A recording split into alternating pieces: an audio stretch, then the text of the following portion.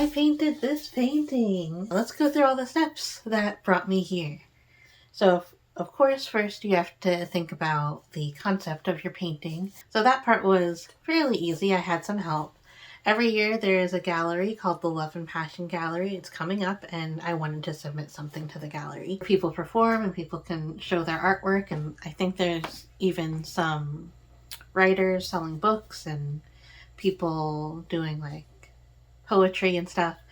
But what I wanted to do was paint something. I didn't want it to be like very obvious. I didn't want it to be like hearts or like self-love. So I was brainstorming with my friend Carolyn, and she suggested the folded notes. And she was like, if you have a bunch of folded notes, because a lot of my art I try to actually incorporate some of my like paper crafting and my paperwork. And then she was like, you can put like folded notes on your piece. And then I thought like, oh, like what if I had like a mixtape? Because the folded notes reminded me of like being in middle school in the 90s and high school in the early 2000s. And we were still using mixtapes at that time and mix CDs. But I thought like the mixtape is like a much more visually appealing thing. So that's how I got to this concept. I actually made all of these papers. I made all of these folded notes. I found a cassette tape in my house with the cassette tape case, and I set everything up. I took like a million pictures until I found the one that I found satisfying in a nice dynamic way to kind of tell a story with it. Like, I remember the feeling of getting mixtapes and making mixtapes and writing letters to your crushes and getting a mixtape or mix CD from your crush. And I married my high school sweetheart, so like this means a lot to me. So I have a lot of experience with this.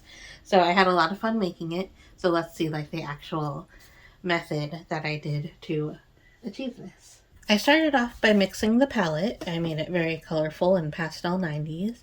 My underpainting is Yellowest Yellow from Culture Hustle. It's a nice cool yellow that will make the loose leaf notes and the turquoise background stay back, and it'll make the hot pink and purple of the mixtape pop. This layer is to map everything out. I put the base colors of all the notes and the tape down.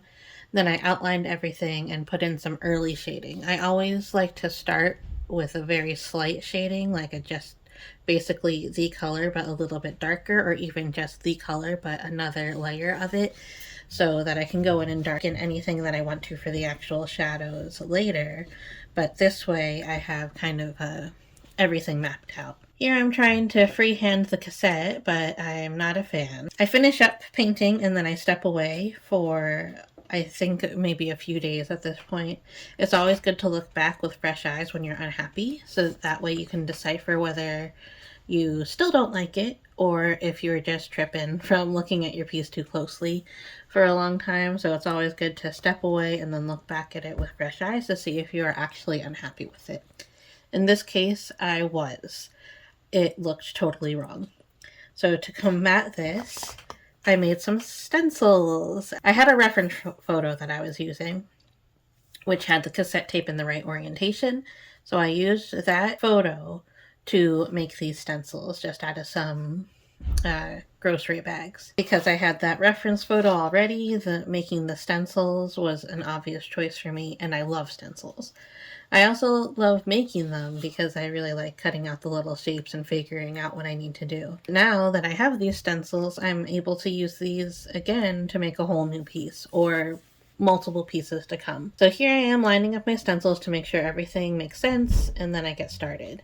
Stenciling with acrylic is really easy as long as you stipple and don't like slide your paint around. You can see here that I'm using a heat gun to dry in between coats. That way I can make sure I don't like push the paint around underneath any of my other stencils. That's a little trick to make the process a little faster, but of course you can just let it dry, air dry in between coats too. Then I love this part, getting the actual tape of the cassette and I painted it a nice deep purple. After the stencils, I went in and I used the map as a guide to paint the colors I wanted. Then I went back and did some more stenciling, and then I went back to the free painting. I put in some different highlights and reflections. Because the color palette is not realistic, I got to use my artistic justice in choosing the colors, which was extremely fun for me.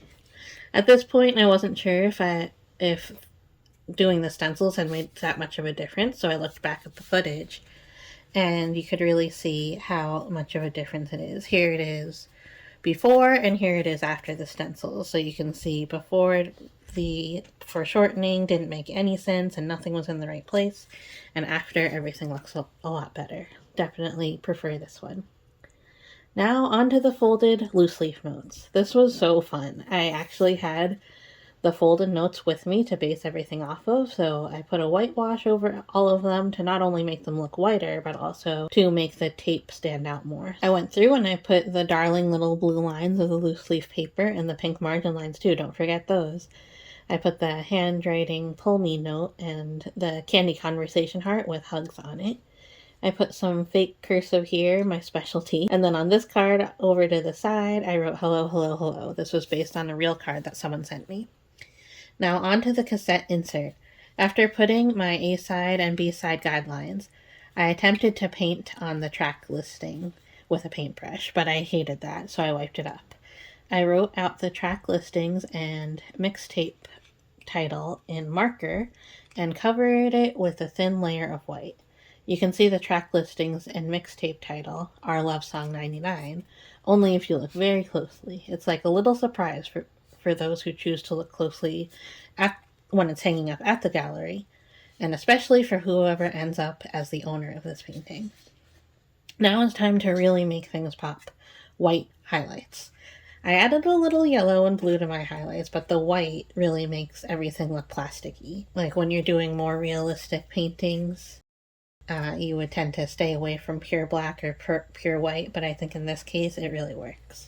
I analyzed the painting in black and white. I actually took the painting and then I desaturated it to see where I needed to put more shadows and maybe more highlights, and that really helped me out. That's maybe the first time I've ever done that, and my husband showed me how to do that, and I was like really grateful for that, and I needed to add way more shadows, which is what I'm doing here. My shadow color is a dark gray purple. I put down my color and then I picked up some of it with a paper towel. I like how that made the edges look. I added some more funky highlights onto the tape, and then I celebrated a job well done. Alright, I think I'm finished. I just thought I was recording the gloss gel medium that I put on, but I wasn't. But all I did was put it on the cassette tape case.